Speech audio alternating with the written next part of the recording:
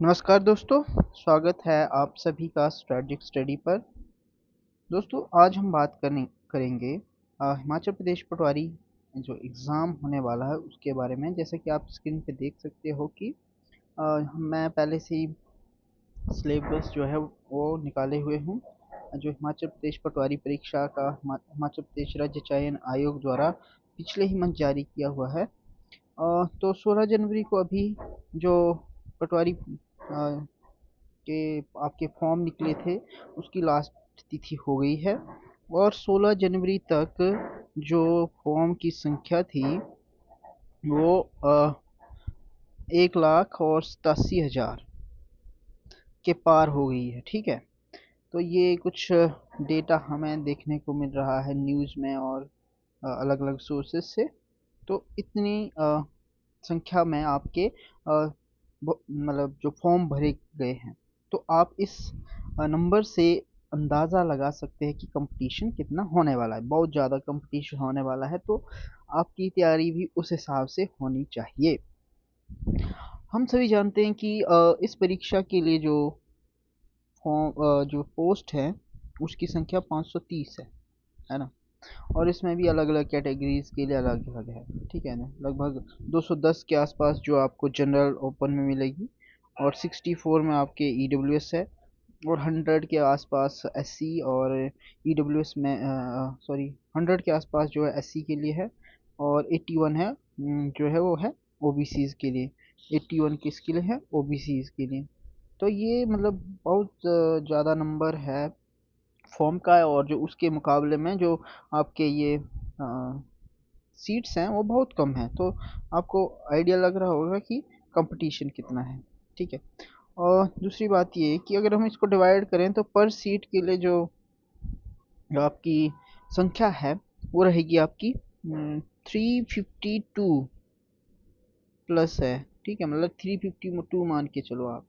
तो इतना इतने लोग एक सीट के लिए फाइट करेंगे, मीन्स इतने लोगों में से सिर्फ एक की सिलेक्शन होगी, ये रेशियो है।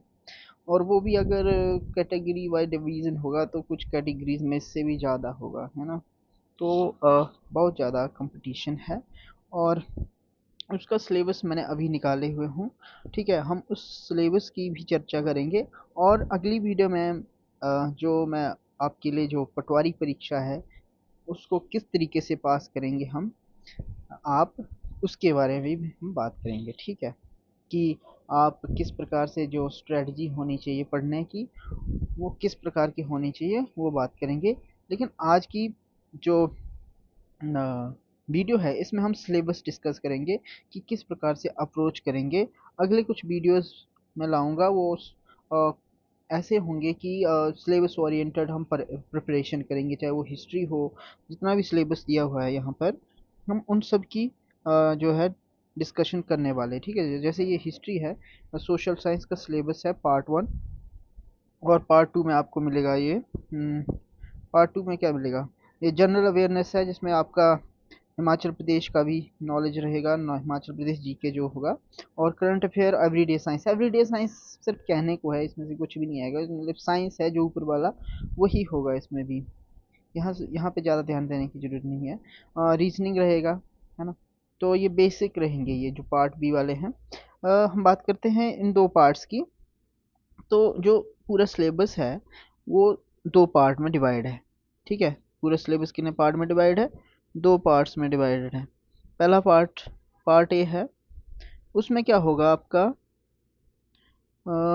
जो सब्जेक्ट नॉलेज जो ऊपर दिया गया है वो होगा और उसके 85 क्वेश्चन रहेंगे आपको। ठीक है, 85 क्वेश्चन जो सिलेबस है उसके रहेंगे और 35 क्या रहेंगे जो पार्ट बी है ना, बी पार्ट है उसके रहेंगे। ठीक है, तो टोटल मिला के ये हो गए आपके 120 क्वेश्चन होंगे और हर क्वेश्चन के लिए आपको 1 मार्क दिया जाएगा। ठीक है, पूरी परीक्षा है उसमें कोई नेगेटिव मार्किंग नहीं है। ठीक है, तो 120 नंबर होंगे और 120 क्वेश्चन। ठीक है, और ये जो पूरा जो टाइम मिलेगा आपको इस 120 क्वेश्चन को सॉल्व करने के लिए वो दिया जाएगा 90 मिनट्स। 90 मिनट आपके पास रहेंगे, जो कि बहुत ही कम समय है। मुझे लगता है कि जब आप मैथ्स का अगर ज़्यादा डाल देंगे तो फिर मैथ्स का सॉल्व करने में काफ़ी टाइम भी लग सकता है, अगर कॉम्प्लिकेटेड प्रॉब्लम अगर उन्होंने डाली होगी तो। ठीक है, तो 90 मिनट्स बहुत ही कम समय होता है। इतने में चैलेंज होता है कि पेपर को अच्छे से कंप्लीट कैसे किया जाए। ठीक है, तो उसके लिए आपको प्रैक्टिस करनी पड़ेगी, मॉक लगाने पड़ेंगे, जो अगर मेरे पास अगर रिसोर्सेज उपलब्ध हुए तो मैं आपको फ्री में मॉक्स भी डिलीवर करूँगा। ठीक है, तो ऑनलाइन मॉक्स तो शायद मुश्किल हो, लेकिन क्या पता ऑफलाइन। लेकिन ज़्यादातर आपको मॉक की प्रैक्टिस भी करनी पड़ेगी, आपको मतलब क्वेश्चन लगाने होंगे इसके लिए। ठीक है, चलो अब आते हैं आपके सिलेबस के ऊपर। क्या है सिलेबस टोटल? ठीक है, ये देखिए, जो पार्ट ए है वो भी अलग अलग पार्ट्स में डिवाइड किया गया है। ठीक है, जो पार्ट ए है वो भी काफ़ी पार्ट्स में डिवाइड किया गया है। तो पहला है सोशल साइंस। सोशल साइंस में इंडियन हिस्ट्री, सोशल साइंस में आपको हिस्ट्री मिलेगी, उसमें भी इंडियन हिस्ट्री। इंडियन हिस्ट्री के आपके जो टॉपिक है वो आप देख पा रहे होंगे स्क्रीन के ऊपर। ठीक है, जैसे कि ये, ठीक है, आप देख पा रहे हैं पूरे सिलेबस के ओरिएंटेड ही आपके लिए क्वेश्चन बनेंगे। ठीक है, और आपने पढ़ना भी इसी सिलेबस के अकॉर्डिंगली है। ठीक है, जैसे ये आपका एंशियंट हिस्ट्री था, ये मिडेवल हिस्ट्री का पार्ट आ गया, है ना, और उसके बाद मॉडर्न हिस्ट्री, है ना। तो ये सारे according to the topics you have to prepare yourself, है ना, और यहीं से क्वेश्चन आएंगे। You will not get question out of the syllabus. जैसे कि हमने अभी देखा है पिछले 2-3 जो एग्ज़ाम करवाए हैं कंडक्ट, एचपी जो राज्य चयन आयोग है उसने, तो उसने सिलेबस के अकॉर्डिंग ही क्वेश्चन डाले हुए हैं। चाहे कुछ क्वेश्चन इजी थे बहुत ज़्यादा, बहुत कुछ क्वेश्चन बहुत ज़्यादा टफ थे, लेकिन थे सिलेबस से ही। ठीक है, आउट ऑफ द सिलेबस कुछ भी नहीं था। फिर यूरोपियन हिस्ट्री, तो हम अगली वीडियोस में अलग अलग पार्ट्स में इन सभी को डिवाइड करके पढ़ेंगे। ठीक है, I am not giving my assurance कि मैं पढ़ा पाऊँगा सारा, लेकिन फिर भी कि हम कुछ ना कुछ तो इसमें कोई ना कोई टॉपिक पकड़ के उसको पूरा करने की कोशिश ज़रूर करेंगे, क्योंकि अगर मैं पूरा सिलेबस करने जाऊँ तो मेरे अकेले के बस में नहीं है। तो आप जो तैयारी करोगे वो इस सिलेबस के अकॉर्डिंग करोगे। कहाँ से? यूट्यूब से भी हो सकते हैं वीडियो के, आप कोचिंग ले रहे हो, है ना। लेकिन अगर आप स्पेसिफिकली पटवारी की कोचिंग ले रहे हो तो मुझे लगता है कि अभी टाइम उतना नहीं बचा है, अभी यूट्यूब से करेंगे तो सही रहेगा। फिर आपके पास रिसोर्सेज के अकॉर्डिंग आप, अगर आपके पास उपलब्ध है अच्छी कोचिंग तो वो ले सकते हैं। लेकिन कई बार हम कुछ ऐसी कोचिंग में फंस जाते हैं जो ना तो सिलेबस पूरा करवाते हैं और पैसे भी ऐंठ जाते हैं, मतलब पूरे ले लेते हैं। ठीक है, तो ऐसी कोचिंग से बचें। बाकी अगर जो कोचिंग आपको सही गाइडेंस प्रोवाइड कर सकता है वहाँ से ज़रूर ले सकते हैं। अदरवाइज़ फ्रीली जो रिसोर्सेज हैं अवेलेबल है यूट्यूब से, वहाँ पे टॉपिक सर्च करके भी आप पढ़ाई कर सकते हैं। ठीक है, तो ये ज्योग्राफी का जो है आपको मिलेगा। ज्योग्राफी तो अलग अलग टॉपिक दिए गए हैं ज्योग्राफी के लिए भी। ठीक है, तो आप अकॉर्डिंगली इंडियन इंडियन ज्योग्राफी के जो है ये आप टॉपिक देख पा रहे होंगे कि साइज, लोकेशन, है ना, वो इंडिया का जो बॉर्डर है किन कंट्रीज़ के साथ लगता है, और उसके अलावा कितनी बॉर्डर की लंबाई है, ऐसा आपको देखने को मिलेगा। उसमें आप ये सारा पढ़ेंगे। ठीक है, तो इंडियन ज्योग्राफी में ये सारी चीज़ें देखेंगे। देखो कितने सारे सारे टॉपिक जो हैं आपके क्या हैं, पूरे मेंशन है, और यहीं से क्वेश्चन आएंगे देखना। यहाँ से बाहर के क्वेश्चन नहीं आए, क्योंकि ये इलेबोरेट सिलेबस तभी दिया जाता है जब सिलेबस के अंदर से क्वेश्चन पूछे जाने हों। अदरवाइज वो इंडियन ज्योग्राफी लिख कर भी छोड़ सकते थे। ठीक है, तो इतना सिलेबस है, आपको अकॉर्डिंगली तैयार करना है, आपने बाहर कहीं नहीं जाना है। मीन्स कि कुछ ऐसे obscure type kind of fact याद करने लग जाएं। कई बार हम कोई भी किताब पकड़ लेते हैं और वहाँ से पढ़ने लग पड़ते हैं, ऐसा नहीं करना है, यहाँ से करना है। ये आपको सिलेबस जो है वो आपके लिए गाइड की तरह रहना चाहिए। और जो अभी हिमाचल प्रदेश जो टीजीटी कमीशन हुआ है आर्ट्स के लिए और साइंस के ज़्यादातर आर्ट्स के लिए जो हुआ है, वहाँ से जो क्वेश्चन आए हुए हैं वो भी आपके लिए हेल्पफुल हो सकते हैं, ठीक है, क्योंकि कुछ क्वेश्चन रिपीट भी हो सकते हैं। और फिर जेबीटी का एग्ज़ाम होगा और जेबीटी और पटवारी का सिलेबस जो था वो सेम ही है, तो आप वहाँ से भी क्या कर सकते हैं, आइडिया लगा सकते हैं कि किस प्रकार के क्वेश्चन जेबीटी एग्ज़ाम में आएंगे। वहाँ से भी आपके लिए क्वेश्चन को आइडेंटिफाई करने और सिलेबस की डेप्थ को आइडेंटिफाई करने में आपके लिए हेल्प मिलेगी। हम भी करेंगे, हम इस सिलेबस को कंप्लीट करने की कोशिश करेंगे, एक मतलब स्ट्रैटेजिक तरीके से पूरा करने की कोशिश करेंगे कि सिलेबस भी पूरा हो जाए और जो मेन जो कोर पॉइंट्स होते हैं सिलेबस के वो कंप्लीट हो जाएं और एग्ज़ाम में ज़्यादा से ज़्यादा हमारे पढ़े हुए में से क्वेश्चन मिले। इस तरीके से तैयारी करनी है, ऐसा नहीं कि कुछ भी पढ़े जा रहे हैं। और जो क्वेश्चन आ रहे हैं आजकल वो थोड़े लेंथी आ रहे हैं, मीन्स फैक्चुअल नहीं, फैक्चुअल के साथ साथ थोड़े कंसेप्चुअल भी आ रहे हैं। तो आपने उस तरीके से भी पढ़ाई करने की कोशिश करनी है। ऐसा नहीं है कि आप सिर्फ फैक्ट रटते जाएं और फिर पता चले कि लास्ट में तो क्वेश्चन एनालिटिकल काइंड ऑफ आ जाए। तो इस तरीके से भी तैयारी करनी है, ठीक है। ऐसा नहीं कि कुछ सिर्फ फैक्ट ही पढ़ते पढ़ते रह गए कि पहला बैंक कौन सा, दूसरा बैंक कौन सा। जैसे इकोनॉमी में है तो जैसे ये मान लो बैंकिंग आ गया तो आप यही रटते रह गए कि बैंकिंग में कित कौन पहला बैंक कौन सा था, दूसरा कौन सा था, और जो कंसेप्चुअल अंडरस्टैंडिंग है वो गेन नहीं कर पाए। जो टॉपिक दिए गए हैं डेवलपमेंट, जैसे यहाँ पे इकोनॉमिक्स में है दिया दिया गया है कि डेवलपमेंट, तो डेवलपमेंट के जो बेसिक्स पॉइंट्स हैं वो पता होने चाहिए।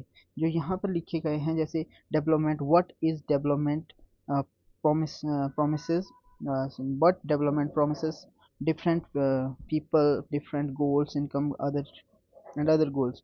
तो ये आपको आइडिया होना चाहिए कि क्या क्या है, ठीक है। तो जो ये टॉपिक हैं ये लिए गए हैं आपके जो आपकी 11वीं और 12वीं की या तक का जो इकोनॉमिक्स है वहाँ से, और वहीं से क्वेश्चन ज़्यादातर आपको मिल जाएंगे, ठीक है। तो आपको सिर्फ इस सिलेबस के अकॉर्डिंग ही तैयारी करनी है ना। और अंडरस्टैंडिंग बेस आपकी तैयारी होनी चाहिए एग्ज़ाम के लिए, ठीक है। दूसरा पॉलिटिकल साइंस आ गया, ठीक है।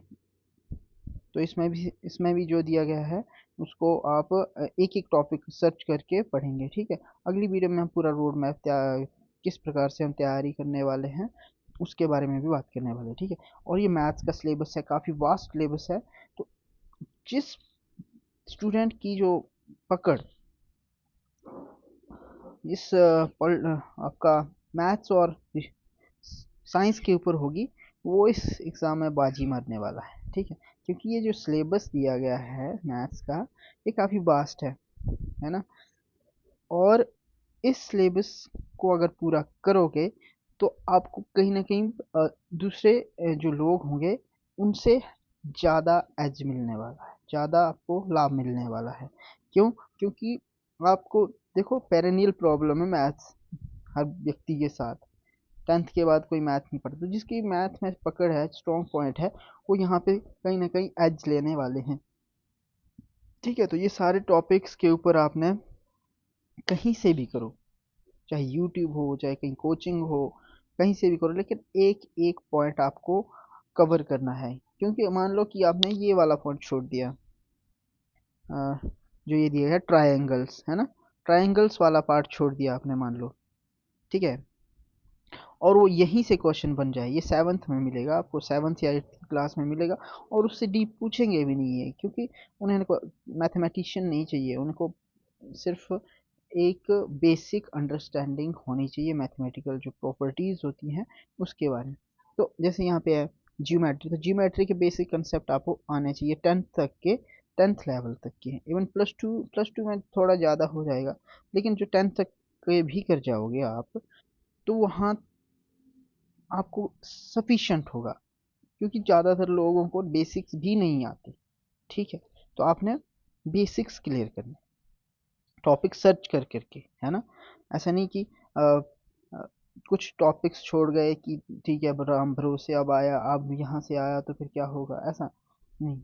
सारे कंप्लीटली आपने जो सिलेबस है उसको कवर करना है ना।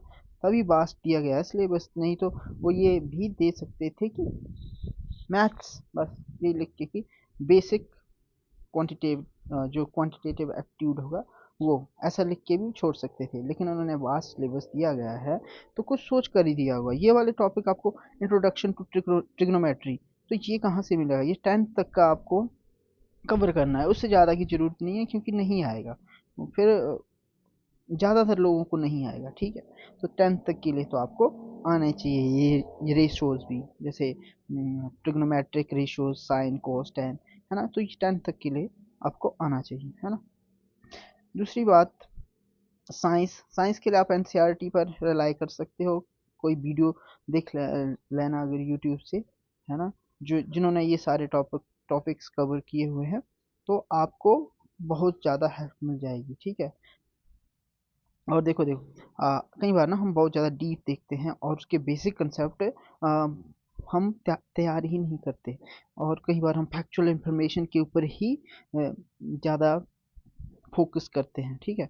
तो ऐसा नहीं करना है। जैसे कि ये लाइट है, तो लाइट से रिलेटेड जो भी बेसिक कंसेप्ट है वो आपके कंप्लीट होने चाहिए, है ना। आगे बढ़ते हैं, फिर आपका साइंस आएगा, उसके बाद साइंस के बाद आपके लिए साइंस के बहुत सारे टॉपिक है, देखो, है ना। तो ये सारे के सारे टॉपिक्स आपने कंप्लीट करने हैं, और अगर if time will allow me to make videos on this topics तो मैं बनाऊंगा, लेकिन कई बार ना due to dearth of time, मतलब टाइम इज ए मनी, तो कई बार हम ना अपने हमारी भी प्रिपरेशन होती है तो उसमें इतने फिक्स्ड हो जाते हैं, है ना, फिक्सेशन हो जाता है कि हम यही करेंगे यही करेंगे, तो इसके लिए फिर वीडियो बनाने के लिए टाइम नहीं मिलता है।